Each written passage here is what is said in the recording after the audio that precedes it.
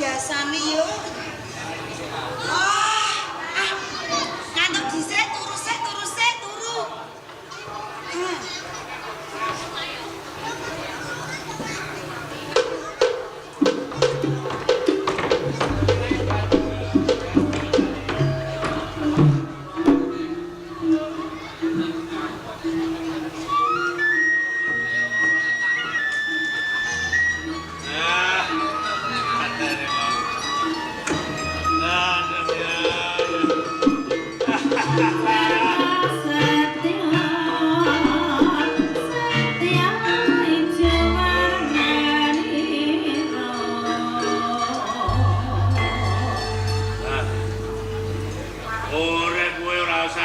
Gawe angel.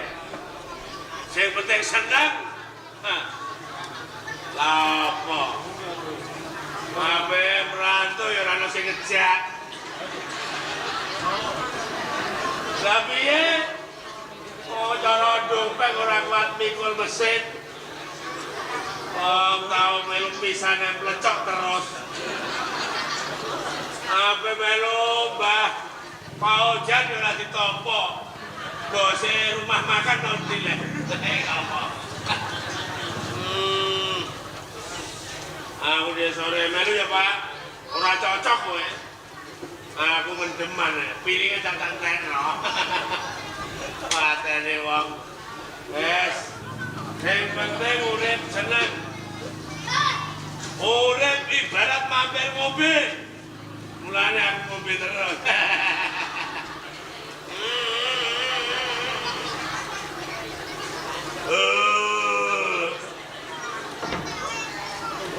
Anak Siti ora ana sing nungokno. Ora apa-apa, tak wet-wet. Sing penting kepenak, sing penting seneng. Lho, wah. Wah, ciloko perawan tulus leder. Turu kok ijen senenge ra dikancing. Alah nduk. Kowe iki malah marahi perkara ae. Niki ponakan kula niki. Umure niki pun 20 tahun. Nek aku ya 35.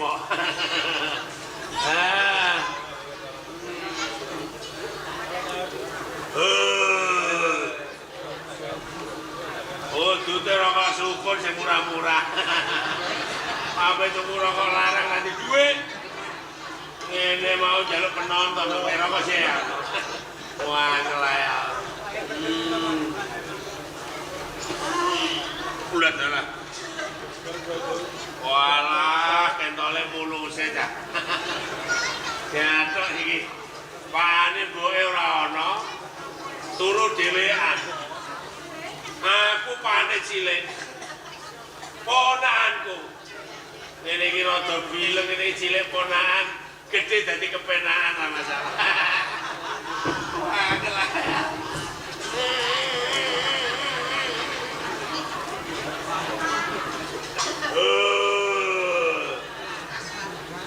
Aku nek ngombe iki wong hubungan isin aku.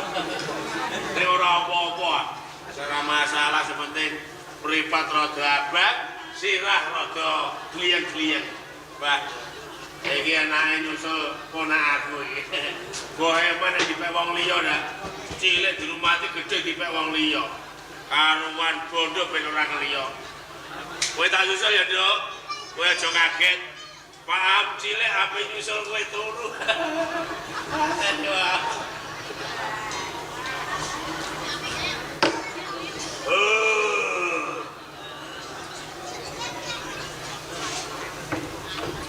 Ora ana wong kang aku karo bayuku menawa lagi do ngarit menawa.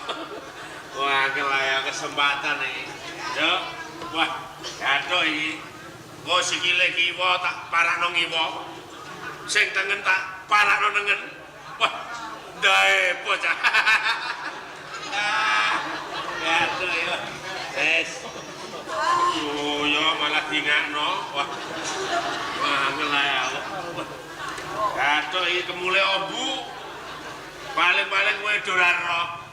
Sampai tak ambu ki tak keloni ponak-ponakku dhewe. Aja do ngadeg kali ya, aja do ngadeg. Kok iso melu-melu wae. Anu ya, Nduk, ngapurane ya, Nduk. Pak Am cilik nyusul kowe turu, Nduk. Aduh, Nduk.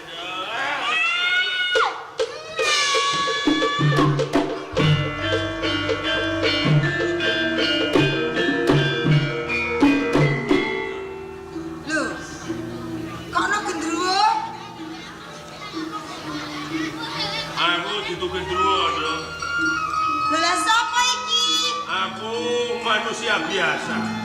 Sapa kowe? Alah, kok dak roh dhewe apa itu. Jajal tak bukake ya. Aja, aku buka kaget lho. Ora tak buka. Lah terus? Wis ngene wae nganti kok jam 4. Lah nak kuat kowe. Iki sapa ya? Alah, aku kaget lho. Lah.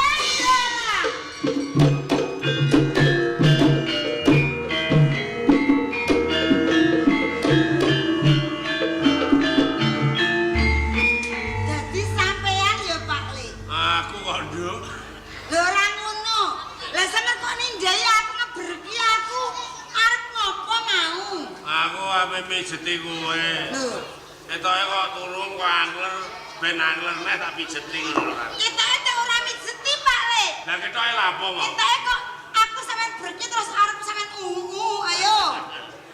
Ora hae. Ngono udah aja ngomong apa, Mas. Lah terus? Wis kok. Lho karepe sampean ngopo? Aku niliki kowe kok iso. Niliki kok awor turu. Iki perawan gede sembrono kok. Turu sedonge kudune dikancing. Lha iki ra seneng-senengku dhewe. Ha iya. Ini sing mlebune ora aku apa ora cilaka.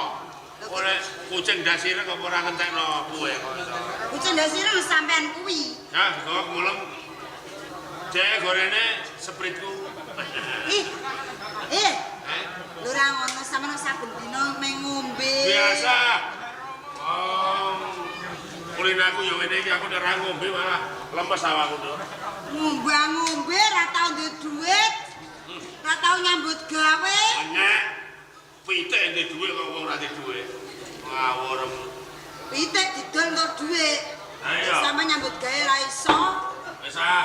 Mangan njaluk bapak. Perkara nyambut gawe kuwi alon-alon. Mergo aku durung di bojo. Upama aku nyambut gawe, kaya aku tak weno sapa. Lho, ngono ah. Durung di bojo. Nek wis di bojo, aku nyambut gawe, kaya aku tak weno bojoku. Ngono lho, Nduk. Bener sampean timbang wong kentir, Pak. Bener sampean timbang wong edan. Wong edan. Lho iya to? Aku kudune nyambut iya.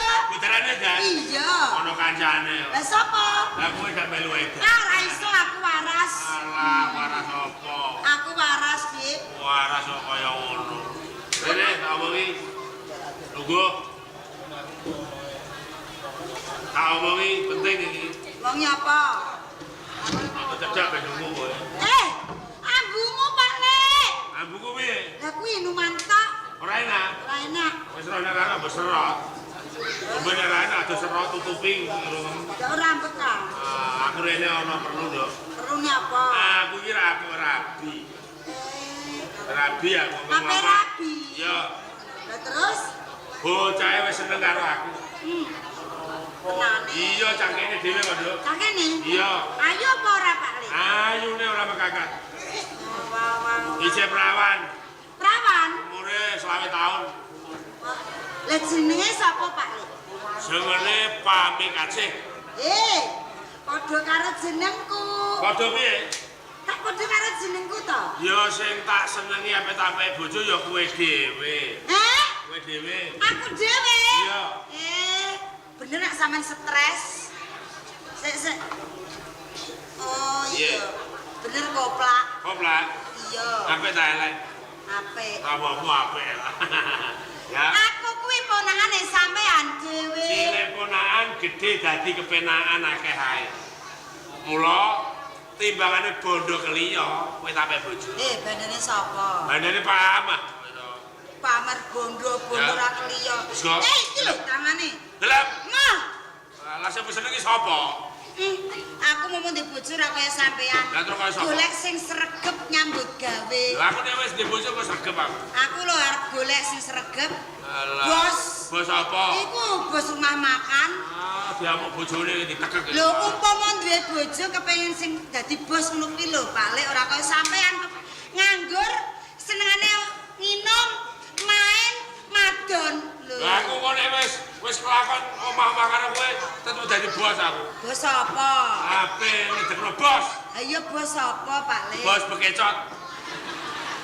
Bekecot larang ae kok. Amit-amit jabang bayi. Lho bos kok bos bekecot. Ora apa-apa nek bekecot santrek duwe piro kowe ta? Bos sing loro kok dia santrek. Bekecote sapa sak trek? Ya gelem ya, sapi apa nanti. Kowe tak pek bojo omah-omah. Wis to mengko aku pokoke nyambut sing mantran. Aku mau Pak Lek, aku serti watake sampean. Gelem ora? Timbang aku dadi bojone sampean, alu wong nganggur. Rasa ngono. Alu wong dadi prawan kasep. Nek mandi omongem ora payu mama. Mandi ya ben tak candele ra apa-apa. Kaya tas kresek ya mbok jajangno. Ya mau. Wis mumpung Pak Ambok ora ono. Nek kowe kok gelem, kok tak tembung karo Pak Ambok. Kandhake Bapak Simbok. Aku ora wedi paham karo Mbok. Lho kok ora wedi? Oh iya. Sampeyan ning kene njaluk mangan Bapak karo Simbok. Ayo nek senengen Mbok paham, timbang ora ono sing njaluk mangan. Ya. Gelem ora? Mah. Arep njaluk tulung sapa ning kene ora ono wong. Lho iku ora karo-karuan. Iku aja anu. Lah apa? Penyakit beras. Nah, tunggale sampean tak telung piring ngono. Batang piring ra iso. Gelem ya? Aku mau Pak Lek, saru. Lho ora ngono WC umum sampean ra umum. Sopo manis kaya gandruk ben kaya ketoprak gandruk Sapa arep ngopo? oh biasanya ini digandruk terus gelem ngono lho Aku tetep mau. nek kok tetep gelem aku ya Mau. Prei, ala wong prei dadi bojo. aku kanggo taman loyo Lho ora ono kok sampean kadhe pisen lho Pak.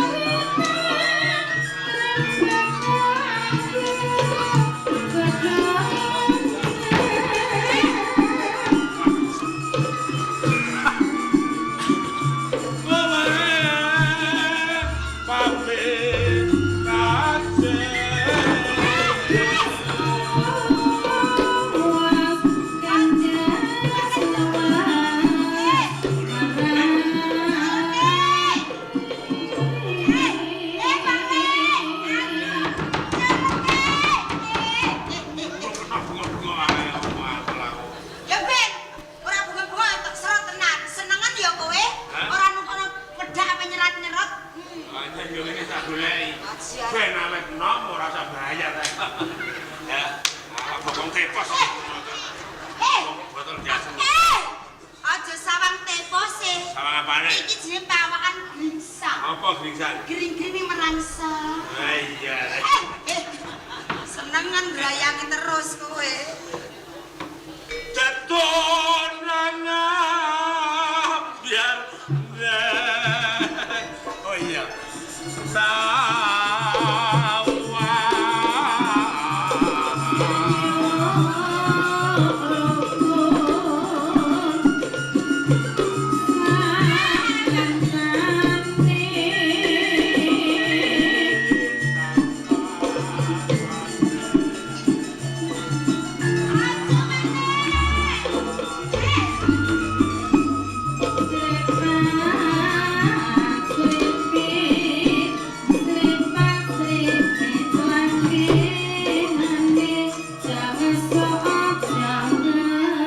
Ora ngono.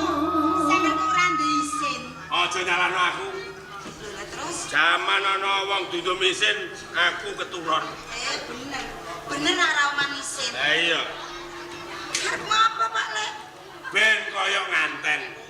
Terus? Kowe linggih jejer karo aku. Ya. Gak. Gelem ora? Gelem ora? Mah. Satemah gorengmu jero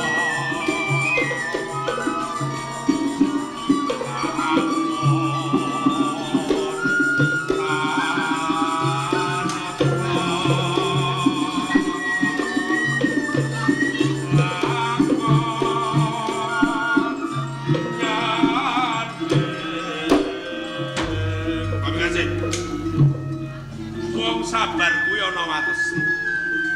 Nek kowe nganyelke atiku, nglarake atiku aku mentolo karo kowe. Lha mung ora. Luwe becik kowe manut, nek ora manut rekoso lara. Manut lho Pak Le. Lha ora. Nah. Aku mau.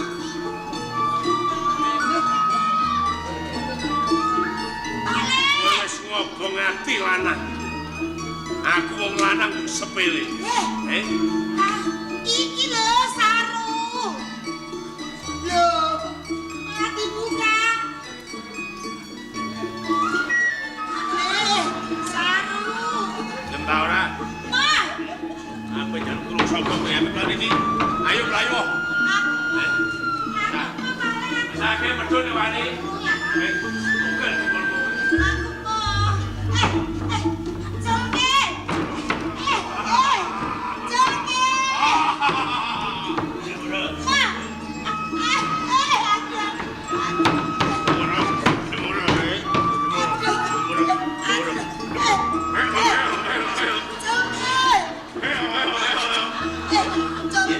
Nek kowe manut, nek kowe gelem, Aku ra butuh. Aku ra butuh. tak perkosa. Ora butuh. Perkosa tenan. Aja, Pak. Aja. Aduh. Tolong. Tolong.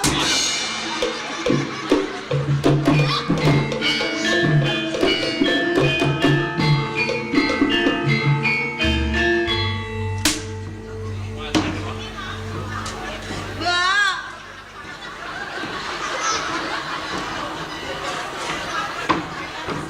Ini suki setek. Ya Pak Kedok. Mbak. Ya Pak kok jerit-jerit. Pak Le ludaya, Mbak. Apa? Pipiku mah dicuwoti ngene arek kepengin pipiku, Mbak pipi. Ya, batulah, batulah. Batulah. Iya, Mbak. Kowe dicuwoti. Iya. Angge dawa-dawano perkarane. Yuk. Katok ketok lho. Ketok tek ora katok-katokku dhewe. Ya wis ah. Ora usah buanam, rasa buanam. Aku guyon. Kaya wala kadung ngono. Kowe tak ingoni kowe. Cilik tak gedheke. Ya bareng iki. Dan gede pangajar. Aku ki pengen. Iya, Pe. Enten bakokku mono. Kok yo. Kok. Kowe kok nyuwoti pimpine anak. Kae seprawan tenan. Jek enek wani nyuwot pipiku. Jek enek wani. Ye? Pipimu cuwot. Pipimu cuwot pipine. Ya lu cuwat. Kurang ajar. Lu kono kok cuwot tenan. Aku iki tak bujur. Aku bojone kamu. Loro. Dan sampe gak jaluk dhewe cuwat dipikule. Lu tak lulu ya, ora ngerti. Aku ora iso dilulu. Aku nek yo ora. Jebule tenan. Kan ngombe kowe. Sing ngombe sapa? Ngombe whisky kowe. Lulu. Apa? Ben. Piye ngombe kok tak? Piye kan? Mbak, ora mau kuwi, Mbak. Piye lho? Bokongku dicuwoti. Bokongku dicableki ngene, Mbak. Mbak. Bokongmu dicableki? Iya. Bokongan perawan kok mbok cableki. Aduh yo. Apa nek? Kowe wani nyebleki bokonge anak. Sing isih gadis. Nah, Wadis. Kenawan. Jek wani bokong. Iki kan anak. Ora dicuwati ngamuk. Jek kowe nek wani nyuwoti bokong iki. Tenan. Aku bojone kanan. Jek. Kurang ajar. Kok malah bohong. Kurang ajar anakku kok nyuwoti kowe. Aku iki wong jujur kok nek yo. Awak bokongku. Salah sapa sing tak sampe dhewe kok. Kurang ajar. Lagi kula. Mbak, ora mau kuwi. Piye, Nduk? Aku mau turut disusul, Mbak, terus aku ditindhai. Ngono lho, Mbak. Dadi, Iya.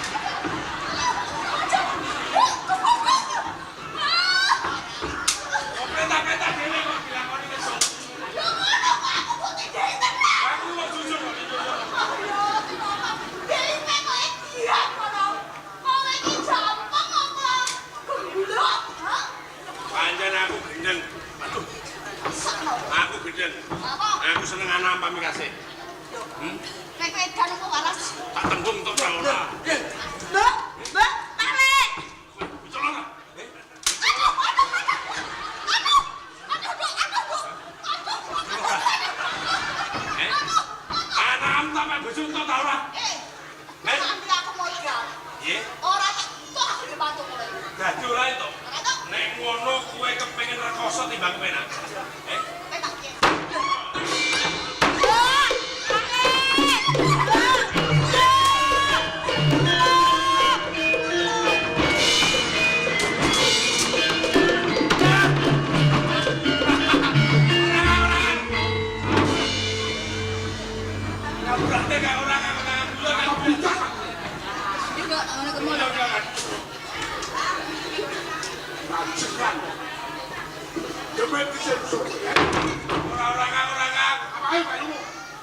Aku harus diperkosa. Jale bayu dhewe. Apa salah? Jaluk kon nipahi. Oh, banyune kentil. Ipene jangklang. Aku ki ora kongkon nimpahi ki ora. Lah to baratus lho kok. Aku ki tak lulu. Wong dhek kurang ajar karo ponakane. Beni baratus kok bar salat. Bar salat baratus, ya baratus kok. Sandang anggone gluk-gluk kaya wong. Lho, aku ki mau ra yo ono gumbar sepamet. Ngene wae aku krungu jerit-jerit. Tak sampe ngene wae. Tak go ngene. Pak, aku apa diperkosa lek Ludoyo? Piye? Perkosa. Kakang iya Kang, apurane Kang. Kowe mata picek aku. Apurane Iya Kang. anakku. Iya. Nek aku mati wis. Mau tukarku Kang. Kan wis kok. Alkohol. Siap. Kakang ngombe Kang. Kalau gitu mobil begini kontan umaga berkololan. Iya Kang, apurane Kang. Kowe duwe matur nuwun. Bayi jangan dengan matur seblok, kowe dipani batu. Nggih. Kurang ajar kowe. Ora Kang, aku wis eling Kang, aku eling. Duitku ning lemari dicolong. Colong bunga-bunga. Jangan ngono. Yo. Ya bayi kok. Tautang Kang, tautang. Aku kok colong. Banyak bendera ora kok tak kok. Lho sampe nek kerja tak balekno. Kok apa lho, Cok? Yo suwi. Ya nyekek. Mobil gedutan. Lho ini lagi. Wah, apa belajar. Yo Kang, aku njaluk ngapura Kang. Wis cukup iki tok Kang, aku ora. Yo wis cukup iki tok. Kowe mobil iki, kalau BPK kudu ora. Iya Kang. BPK kudu ke. Ngapurane Kang, aku tobat Kang. Tobat apa? Tenan yo, aku salah. Tobat, Cok, tobat. Lho Pak, obenane lek Ludoyo. Satu kalau satra karena nombe kabeh idak buang. Kodar akan santra Kang. Beben mati lah. Ora Kang wis tenan aku njaluk ngapura. Aku tobat. Iblis iki sing nusuk kowe. Yo Kang. Aku tuh kono sajadah Kang. Sajadah kok. Oh, Sembayang. Sembayang tenan apa ora? Apa kowe ndek iki gak ngajar? Nek menjajane sembayang itu ono sandal. Sandalmu apa bodoh apik. Gak ngajar. Aku tak tobat yang tenan Kang. Aku wis eling. Apa tobat? Yo. Mari ya. lho bener Pak. Sesaro babat. Pak, aku dipameri ngene. Gelem dadi bojoku, Nduk. Bondo ra keliyo. Ngono lho, Pak. Badane sapa? Badane sapa? Yo badang Kang. Si bapak mati ra tinggal apa-apa. Lemah sak ceblokan iki. Mungkin bondo. Ya wis Kang, aku njaluk ngapura. Kabeh kuwi mergo ora karepku, aku kakean ngombe. Pancen botol kuwi rusak akhlak Kang. Dek wonge. Piye? Ora diombe ya ora, Dek Pak. wonge nek tak ngombe ya ora rusak. Aku tambahno Kang. Piye? Tambahno. Kowe tak tambahno bajang melati kanggo dina. Wong dira-dira kowe. Wong ngombe wong sing iso nambani atine dhewe. Arep tak pedhu ngono nek wis metu ngomah nang ngombe ning jaba ngombe. Ya Kang. Ati bola bali. Wis Kang, aku janji. Wis sene kacang do bloko do ben ngerti ra. Nek terus-terusno mesti aku lara ragaku Kang. Dono sapa sing mati ngono Dono kok. Ora ngajian. Aku njaluk ngapura ya Kang. Entek kapura kanggo kowe. Wis cukup iki etok, kanggo lakon, kanggo pasinan uripku Kang. Ngapurane ya Kang. Minal aidin wal faidin. Wis bang. Jebodok Kang. Ngapurane iki Kang. Yo. Kula nyuwun ngapunten yo. Ngapurane nggih yo. Kang, ngetokno aku bekti karo Mbak Yu, Kang.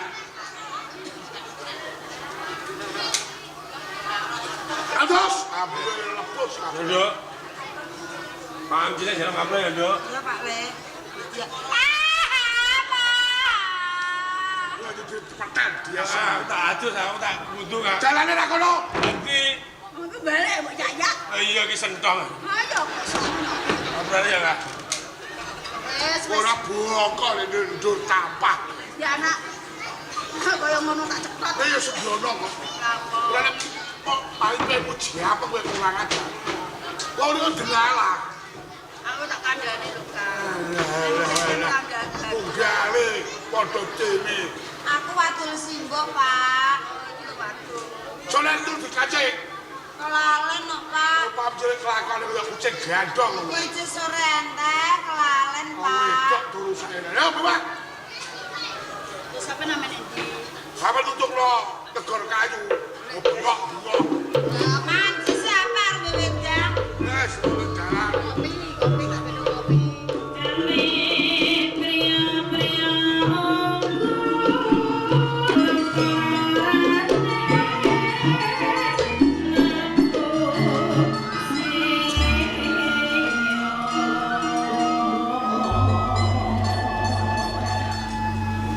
Papan Aryo Winamut.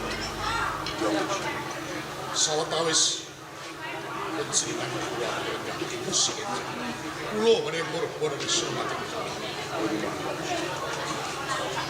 Selakno tol rasaning ati parang. Nalika pasilkan ingkang kawuring sira sun utus teng suku tumuju ing Pasundan. Najati dipat Pasundan anggone ora natut pacem sama. Keparga bersilukan. Anggenipun Bupati Pasundan menika mboten sowan ngabiyantara sedaya. Tuhunipun sampun tidur donatipun temu bosi. Apa sebab Badhe nguji tuwuh perkawis sedanipun sudaramanipun rika semanten ingkang dipun krenah tiang-tiang Mojopahit. Sahrene kula sampun sinampiran purbalan wasesa. Sekawit kula ripih kanthi sarana aris boten mendho malah sansaya ndon. Dadosaken sulaya, sulayane rembag ngantos dadosaken campur perang nanging emanipun sinupra. Sedaya prajurit Mojopahit ingkang kula tindhi boten kuwawi tranggaling kridane prajurit saking Pasundan kula kasuran sin. Leresinun Prabu, ngatepaken aturipun Kang Mas Maison. Semanten ugi prajurit ingkang kula tindhihi kanthi gelar Garuda Layak boten saged badani keridane prajurit Pasundan. Mila nyadeng duka ingkang kathah. yen ngungun ngayahi kewajiban tan antuk gawe siji ora bisa bondo Bupati Pasundan prajurit lu kudu kasor paman tundhonipun kados nalika kula mundhut reksa dhateng panjenengan kirang prayogi menawi kula dijengkar saking pargan margi taksih kathah para senopati lan prajurit ingkang wis tebekti tumrap negari Mojopahit nanging menapa tundhonipun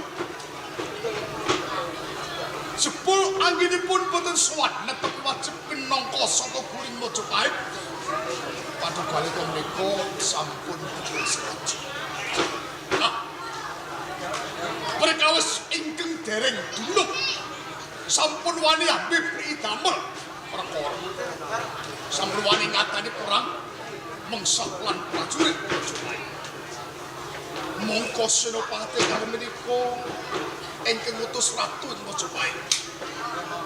Lho nek wis wani merangi prajurit Majapahit niku sami kemawon wani kelawan pemerintahan Majapahit. Mongko sampun cethok saka guru sing lar kewajiban niku padha wani lan nerak marang Pranatan.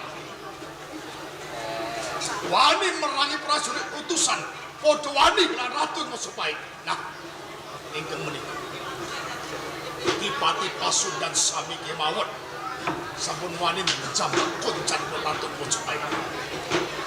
Merekaos menika sampun ngatos tundan turutan mboten badhe rampung menawi deting piyambak ingkang biadani Senopati Sekor aku ingsun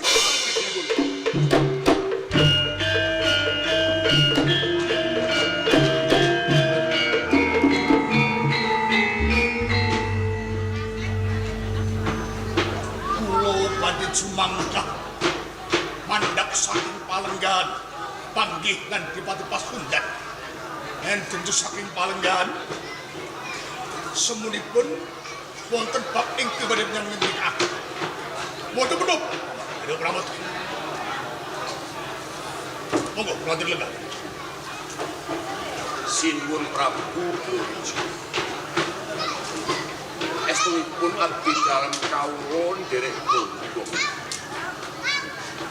Sang Prabu badhe mati teng palagan Mesayuda Paduka Loka. Mugi tinudha kawula negari Majapahit. Ing sebabipun nanggal muka pambegdaran abdan kula menika ngeman asmana badhe kaloro Sang Prabu. Ngeman sampun ngatos kaloro menawi nyaten dan nias anggenipun bareng ngadhep tiyang-tiyang Kasuban. Awit nggih Pak. Nanggal tatunggaling ratu Igo Binatara dipusembah dening para titah sinanjung para piyaku. Upami kalawak ing peperangan yen menang-menang mboten kondang ning kalem gak dicer pirang sing. Paman Arya Pramat. Monggo kula tulung ngemuti. Yang Pasundan sampun wani nranyak wani merangi prajurit Majapahit kados ngaten aturipun Senopati kalih. Lho menawi kula cekap kendel kemawon dikosengko kula menika ratu ingkang wedi getih mangkenipun Majapahitipun itak-itak di tiyang Pasundan. Lho menawi kula boten dipun keparengaken menapa panjenengan menika lilo menawi negari Majapahit ajur mumur. Boten ngaten Sang Prabu. Awit menapa? Negari Majapahit menika kathah senopati. Ing badhe ndarmakaken negari Majapahit. Sinuwun pangabdi dalem kawula. Pamrayogi dalem kawula. Prayogi Senopati Kebo Maruta dipun wontenake satunggaling panopti pedhadhare dadi Senopati kemawon sinuwun. Kula sarujuk kalih aturipun Dinopati Kunjung Sedan. Monggo panjenengan kula aturipun. Saben Majapahit kapencoka Pancambaya. Kebo Maruta menika ingkang saged nyirep dahulu wonten ing Majapahit.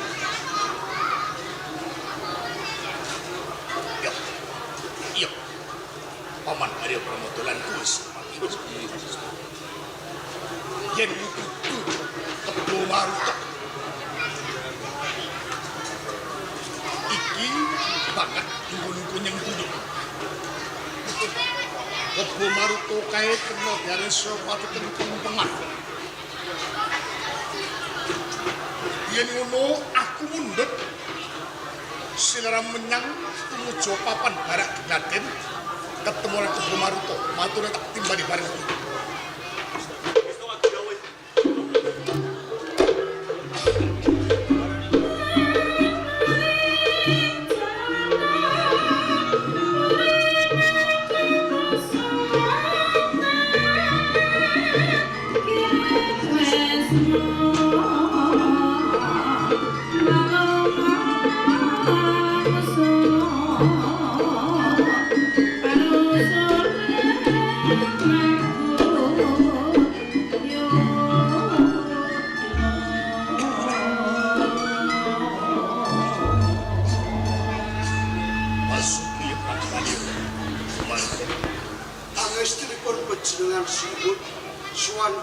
wonten Arastu Datang. Sungkem kula kinarya bekti kula katut. Ingsun tampa dari pujas tulisan lain apa Sangat anggen kula mungkin dadosaken jimat menggawe kesanggup. kaget sirosun iji mangarsa Menika leres nembe kemawon kula netepi kewajiban gladi magelan enggal dumadakan wonten putusan menawi kula kapureh paraksa semunipun boten pikados ora sisih atur mulo bukane sun piji mangarsa sineksenan sakum kawula padha sip yo dina iki kalungguhan iki jeneng sira sun wisuda pinangka senopati perang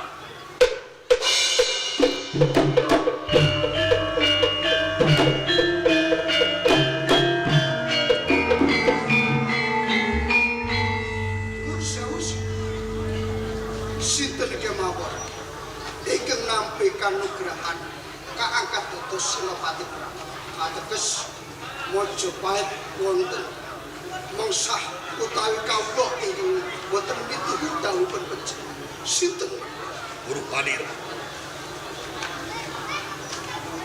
wali gawe dipikane peperangan ora liya wong-wong saka Pasundan mula kang iki Kebo Maruta kula sinuwun kandheng wis ana kesaguhanmu ingsun mitungkas marang jeneng sira lumawato menyang ing Pasundan cilik kowe kudu bisa ngrangket gedhe kowe bisa ngaturake rupa Pasundan dadi bangkit kang angka 3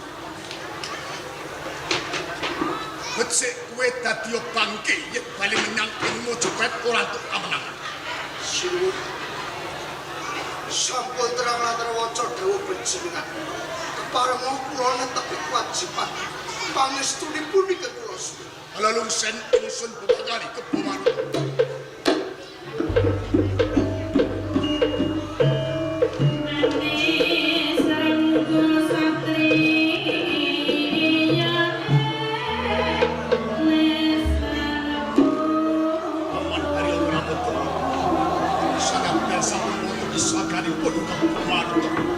sampun ngantos tilar ingkang rayek lan monggo sana mentur nekasan yang ikhlas pemarang kuwi sinebut bintang utus memanuki latulis Kebo Maruta yen ono lali kowe lajeng eli apres mas bukan dipembarakan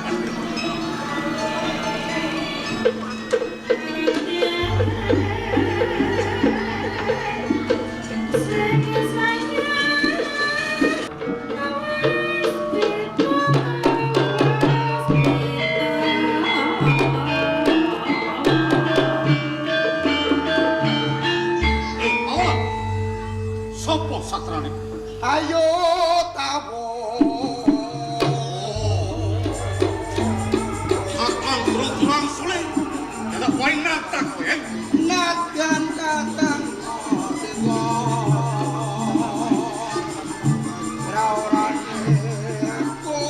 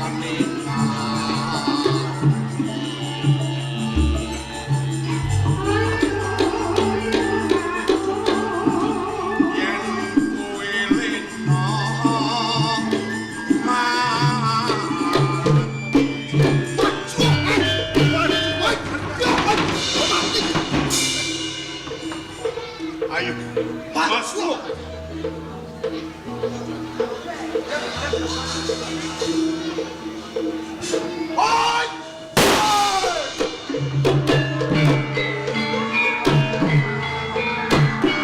Hei, tak luka-luka. Durung suwek kulitmu. Durung pokrek balungmu wis mlayu. Aja mlayu kowe. Paduka, ha.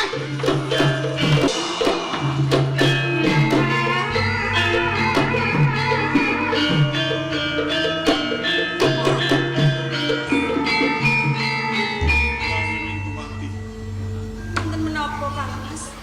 Anggen berpacar kantos menggosan kados kantos panjenengan menika nalika semanten pamit badhe tindak peperangan. Iya. Ngadepi sedaya prajurit Majapahit. Lha kok sak menika malah panjenengan keplayu kados ngaten? Enten menapa? Yai Winduwati lan Yai Mayusa. Inci. Pancen aku ngajar peperangan lawan Majapahit. Prajurit Majapahit usah basi pindho babatan panjenengan saiki. Bakale Kanoman kang aran Kebu Maruta. Tanding lan pun kakang nanging pun kakang ora kuwowo nanti mencati saka papan peperangan. Oh, dados panjenengan kamuan Kang Mas. Aku kalah. Kalah Daji. Kamangka mangewu prajurit Majapahit saged dipun unduraken. Lha namung ngadepi senopati setunggal panjenengan kalah. Lah kok lucu to Kang Mas? Aku kalah adu kawijayan. Mongwe senajan kowe wani prajurit, kowe uga duweni bumi ing Pasundan. Saiki aku njaluk tulan kowe gelem dadi Ranti Mas. Ranti Mas. Iya, Tegesipun kados pundi Kang Mas? kowe milut Kebo Maruta nanging aja nganti kepilut, Yai. Milot Kebo Maruta. Ampun ngantos kepilut. Iya. Sagawat Daji.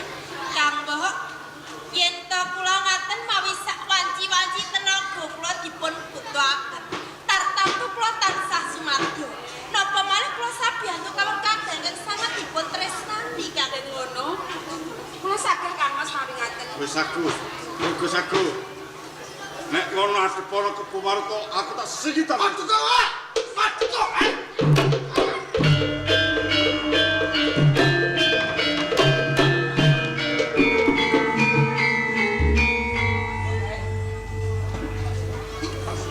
Sopo bisa keloro ngagelah satengah dalan nyegat lakuku bujung Paduka Loka. Aku Winduwati. Siji Aku Windusari. Balitakon sapa kowe? Senopati Majapahit Kebo Maruta. Oh, Kebo Maruta. Dadi kowe sing aran Kebo Maruta kuwi to. Jurono Parigaya. Kowe nyegat lakuku. Niki jebles Kang Mbok. Kalian kang dipun ngandiakaken kalian Kang Mas. Yen to Senopati Kebo Maruta menika yaine bagus. Gagah pitiksa sing tanpa cacat. Bener ya. Aku ora butuh mbok alembono, aku butuh Paduka Loka. Lah rumangsamu yen aku lan Kang Bangku ki ngalembono kowe. Apa rumangsamu aku ki seneng lan kowe Kebo Maruta. Lah jur karepmu apa Aku iki senopati perang saka Pasundan. Aku kandange Kang Mas Paduka Loka. Senopati. Iya. Lho, pancen ya senopati. Dandane wae cara prajurit ini. Ora disawang apa piye, ha? Dadi kowe sakeloron madeg senopati saka Pasundan. Bener.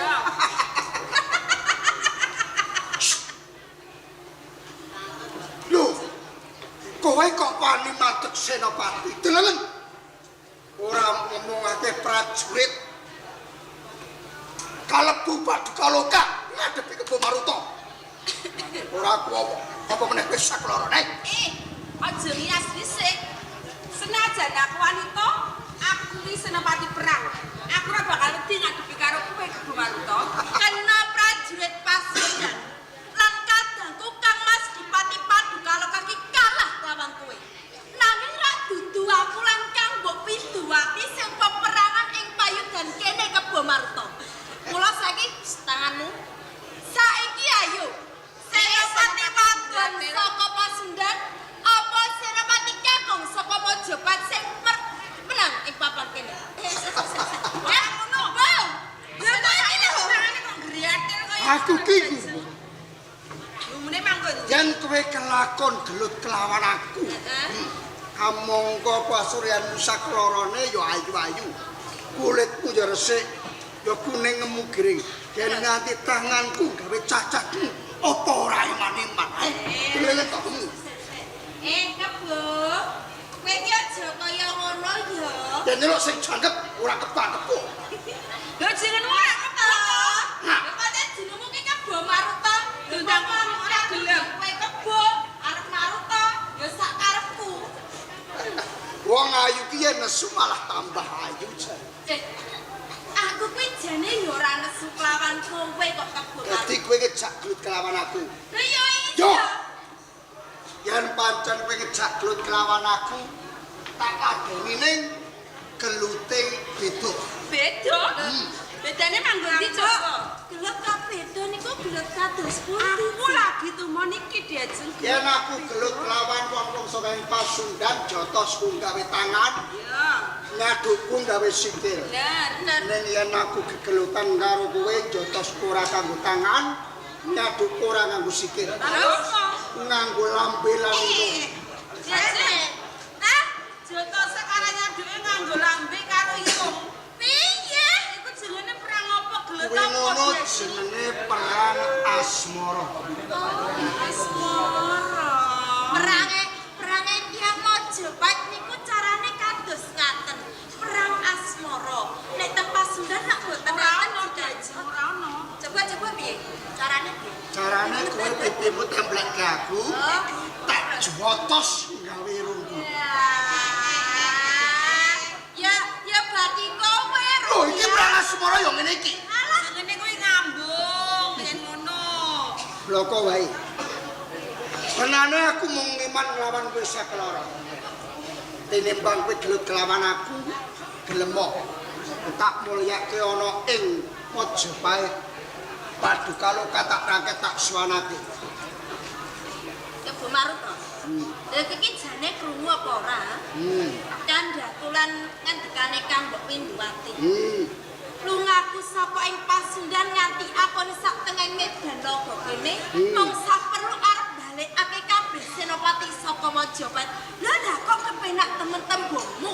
Bareng ning papan kene aku lan kowe kelakon adepan, lah kok kowe nembung seneng, nembung tresno. Lah rumaksamu aku ki mbok anggap apa? Lho, tak anggap kowe iki calon bojoku.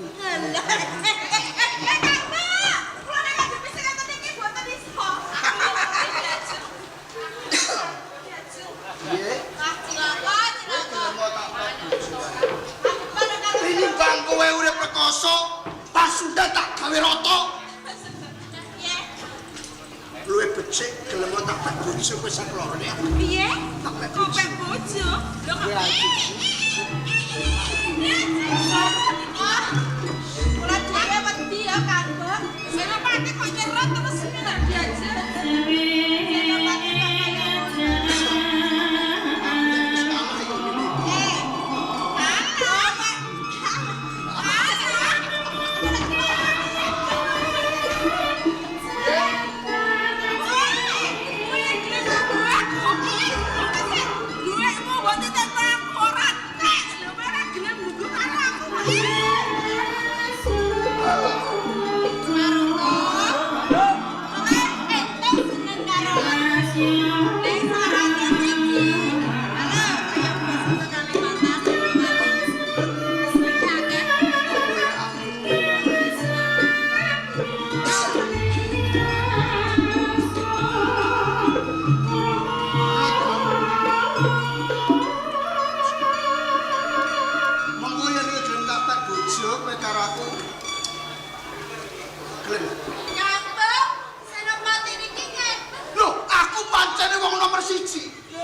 Mojopat ora ana liya mung kejabaku sing nomor 1. Ngene kok nomor 1. Lho kuwi tegese apa?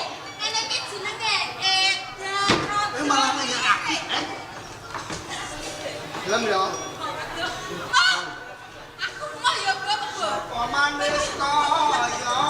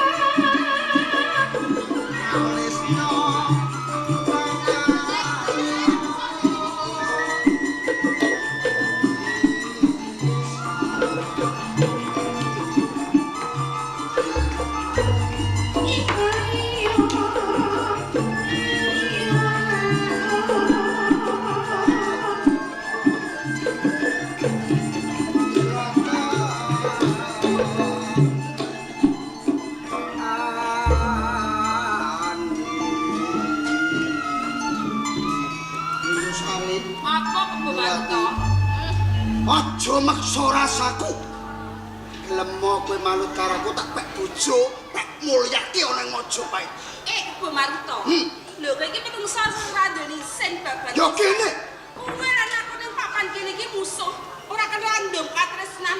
Sopo sing sudir ladeni karo kowe Kebo Maruto? Nek ing peperangan kene kowe aja nganti ngajak gelut bab asmara lawan aku lan sedulurku. Nek umpama arep ngajak gelut padha perang ngajak pirang dina tak ladeni ning sing baku aja perkara bojo. Dadi kowe sakloron ora kena tak emak. Ya ora kena. Dadi kowe wis ora gelem tak pek bojo tenan. Ora sudi. Yen ngono kowe wis bosen urip ning donya, tak rampungi.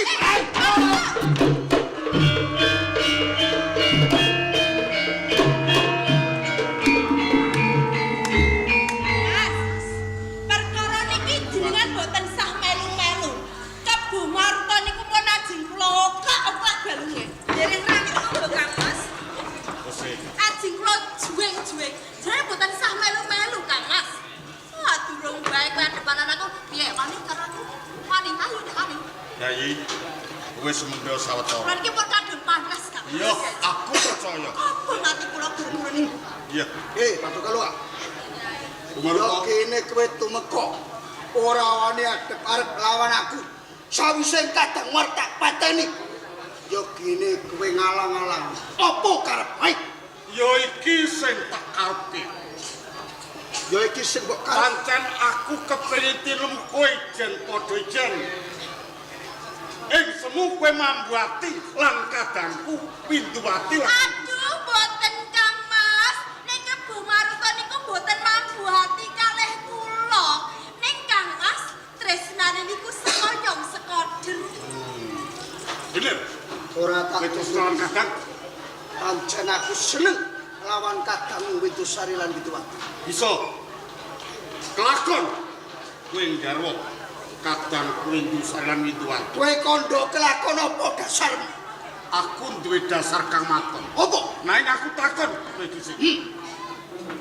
Kowe dadi senopati Majapahit. Iki apa kok petuk? Wiwit aku madeg dadi tamtama. Saya suwe mundak pangkatku. Saiki aku diangkat dadi senopati Prang Majapahit. Wis mulya, Kebo Maruta wis mulya ing Majapahit. Maruta, aku tak kondo. Kandaku iki rungokno. Ditintingi kanthi ning kacep kancana. Mula, Maruta, rungokno ceritaku. Mikore Majapahit ana mbalelaning Ronggolawe Bupati Tuban. Sapa sing dadi senopati Majapahit? Ora liya Kebo Anablang. Lakon campuh prangane ketok beras. Ronggolawe gugur ning tak beras. Nanging jebul Anablang dileno wong Majapahit. Sapa Kebo Anablang? Iki tenane wong tuamu. Kowe mukti Majapahit iki adik-adik wani wong tuamu. Dadi Kebo Anablang wong tuaku. Iya.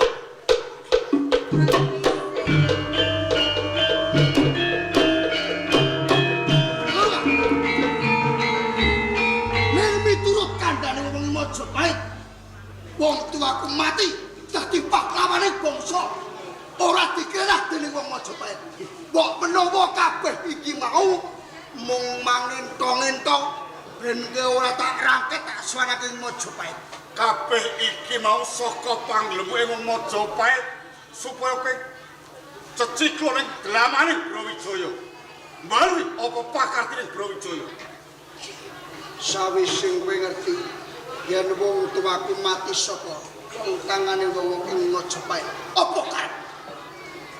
Maruta, saiki kowe gelem dadi satriya balik. Bali wong Pasundan nek kelakon merangi Majapahit ora mung Kadang Wiwati lan Windusari tak pasrahke kowe kapur. Kowe aku sumangsa tuwa. Aku sepora kuwi tempat raja ing Pasundan. Pasundan bakal tak pasrahke marang. Hitun. Ning tenane yen perkara mulya aku wis mulya. Ora kekurangan bondo lan dunya. Sawise kowe blokok. Aku mbok kongkon nyawiji lawan kowe. Dadi satriya balik. Kuwi isih ora kepengenake. Ning tenane bot-bote aku tresno lawan Kadang. Mula yen pancen Kadangmu tresnane aku gelem dadi satriya balik. Tak pengin Kadang. Yai Windusari lan Wituwati, Kula paring dawuh Kang Mas. nek pancen kowe tresno lan Kebo Maruta, dhewekne bal dadi satriya balik bakal mbalu awak dhewe. Kang Mas, mari nyapa-nyata Kebo Maruta menika badhe dados satriya balik, mbaluhi tiyang-tiyang Pasundan. Iya. Kula badhe pasrah jiwa raga dhumateng Kebo Maruta. Yen ki piye Biaji? Sijine kepiye? Duh, Kang Mas Dipati. Yai Windusari. Estunipun sasampune kula menika panggilan Kebo Maruta, kula jimpun tresna gandeng sak menika yen to purun sabiyantulan panjenengan luwih ageng tresna kula lan Kebo Maruta lho Kang Mas. Kowe wis krungu Maruta? Yo. Pratelane Kadangmu sakloron kaya ngono.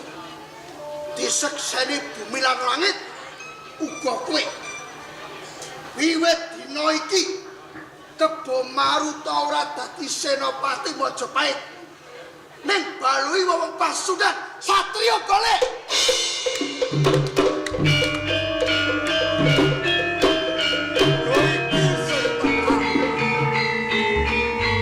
Nek panjenengan saged ngrubuhke negara Majapahit, Kadang boyo.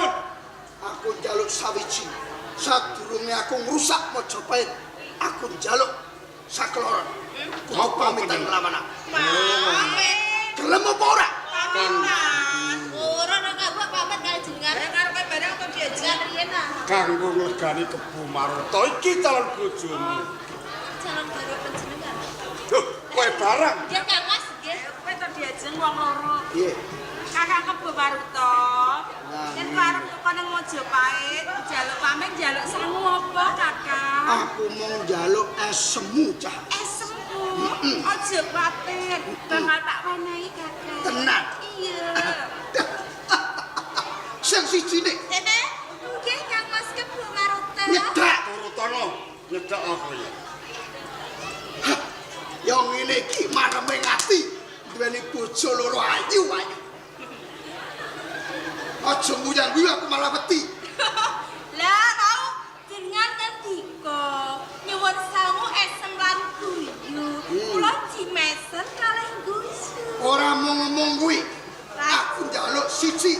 Napa Kang Mas? Pipiku kudu mbok ambung. Ha ngaten lho. Dik lho. Dereng sah. Lemok kamu ah. Ora apa-apa iki calon bojomu. Apa diwenehi diajeng? Sing siji tengen, siji kiwa. Waduh, Bareng merem ah. siji rene. Riyo Kang Mbak. Turutono, Bareng. Bareng. Jenengan mati mriki ya Kang Mbak. Hmm. Merem Kok? Kang Mas, merem. Yo, aku tak merem. Wah. Seto. Ki sakjane lambe apa untu? Loh, ngoten niku jenenge ciuman mesra, Wis, Kakang. iki tenane mung kanggo nodi kowe sakloron. Paduka luka. Keplok ana kok kadon tak ora tau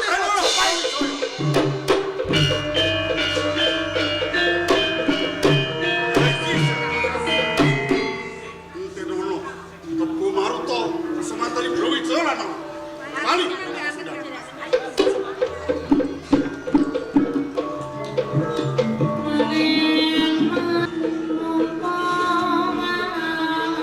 Hei! Wong-wong Mojopahit kalebu Brawijaya. Kilo Kebu Maruta metu wae.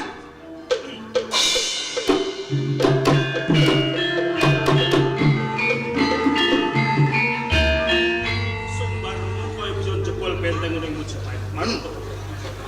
Sakwise kowe nampa dawuh sangsa dalem Sinon Prabu Brawijaya supaya tumuju ning Pasundan. Aku pengen ngerti. Apa pancen kowe entuk karya?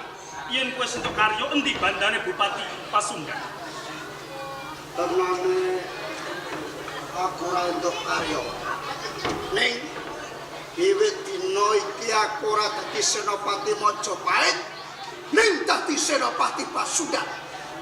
Dadi kowe dadi prajurit sing balik tinggal. Mbok menawa dulurmu iki lali. Kowe dieling. Maruta. Jelarane saka apa? Kok awakmu malih tinggal marang Mojopahit? Mergo wong tuaku patine dikenah wong Mojopahit. Nanging eling Maruta. Kowe kuwi prajurit saka Mojopahit. Dididik nyang Mojopahit. Sing mbok goleki apa nyang Pasundan? Akeh Pamriye apa? pamrih aku bisa jumeneng adipati pemerintahan tak ora ana ing Mojopahit, ana ing Pasundan. Maruta. Yen kowe lali tak eling iki. Mergo kowe isih kalebu prajurit Mojopahit. Mbok elingo nalika kowe isih dadi magang. Mergo sengkut gemrugutmu nganti kowe diwisuda dadi prajurit ana ing Mojopahit. Mergo lelabuhanmu gedhe tumrap negara Mojopahit nganti kowe diwisuda pinangka dadi perwira. Apa kowe lali? Nalika ning ngisor Gapro Balengrung kowe disumpah diseseni Sinon Prabu Brawijaya kanthi sumpah catur prasetya. Yen kowe lali tak elingke. Sing sepisan unine Bayangkara Haniku Asetya Prabu. Bayangkara Haniku tansah tresna. Bayangkara Haniku diliyong pratigina. Bayangkara Haniku anyah kemusuh. Wertini Bayangkara Haniku Asetya Prabu yen kowe wis diangkat minangka dadi prajurit, kudu syatya bekti marang pepundhenmu ya ratumu. Sinon Prabu Brawijaya, nanging nyatane kabeh ora kok tindak. Dungkap nomor 2. Bayangkara haniku tansah tresna. Yen kowe wis diangkat minangka dadi prajurit, saya pangkatmu senopati. Wene ana welas asih marang kawula gasih.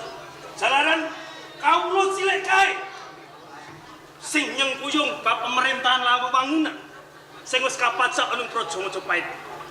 Dungkap nomor 3. Bayangkara haniku giniyong pratigina. Yen kowe wis dadi prajurit, kudu bisa milah-milah endi kapribaden lan endi kabudayan negara. Nanging kowe ora. Perkara iki malah kowe sabelo karo wong tuwa. Dungkap kang pungkasan nomor 4. Bayangkara haniku angnyah kemusuh. Prajurit kae kudu bisa brasta memalai negara. Musuh sak jero negara, sasa musuh sak jaman negara. Nanging Prabu, aku rasa mikir yen kowe ndek pamikir balik tinggal karo balui wong Pasundan. Baru kowe lan aku ki ruwah. Mbok yo eling. Kowe lan aku ki kanca awet cilik. Ayo bebarengan mukti ana ing Majapahit mau. Mukti. Pancen aku isih kelingan sumpahku. Catur prastya pancen iki. Ning rungokno. Aku mulya ing Majapahit, acik-acik wakili wong tuaku. Sapa wonge sing ora lara atine yen duweni wong tuwa dipateni dening liyan. Aku dilayake wujud anak lanang. Kudu bisa mikul dhuwur mendem jero lawan wong tuwa. Yen pancen kowe kena tak iman. Sumikira Brawijaya ben adepan kelawan Kebo Maruta. Kaumpamake kowe iki banyu sak dhuwure godhong lumbu. Sing gambar blender ngiwalan menungso sing ora duweni adeg-adeg kaya kowe. Kula sawedi tak pasahke karo kowe perkara iki. He Maruta, Yen kowe isih balui marang Pasundan, kowe lan Majapahit bakal dadi musuh. Saiki tetukke, kowe apa aku sing mati? Yen aku ngrampungi kowe sakeloran, ora usah dadak olaing binaraka. Maju wong loro tampanane pepek.